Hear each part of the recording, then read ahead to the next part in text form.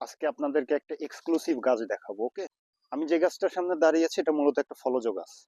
আমি এখন এই গাছের ফল পেড়ে আপনাদেরকে দেখাবো। ক্যামেরাটা কাছে নিয়ে আসো, আমি একটু দেখাই। এই যে, এই যে পারলাম, এই যে পারলাম।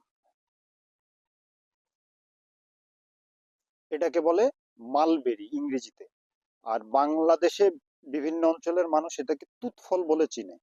ওকে, এটা বেশ সুস্বাদু একটা ফল। সমস্যা হচ্ছে এর শেলফ লাইফ খুবই কম।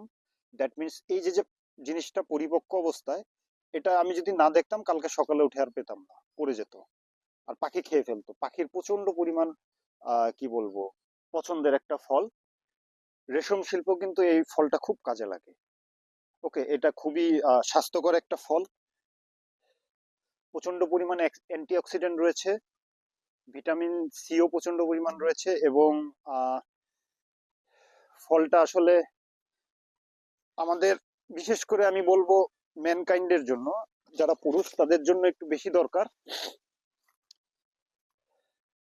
টেস্টোস্টেরন বৃদ্ধিতে সহায়তা করে। খুব বেশি সহজলভ্য না, কিছু কিছু অঞ্চলে পাওয়া যায়। আর বিদেশ থেকে ইম্পোর্ট করা হয় ম্যাক্সিমাম গুলো, ওগুলো সুপার শপে পাওয়া যায়, ওগুলোর দাম অনেক। বাট আমি আমার প্রজেক্টের কিছু গাছ লাগিয়ে রেখেছি নিজের খাওয়ার জন্য। ওকে, আপনাদের সাথে শেয়ার করলাম।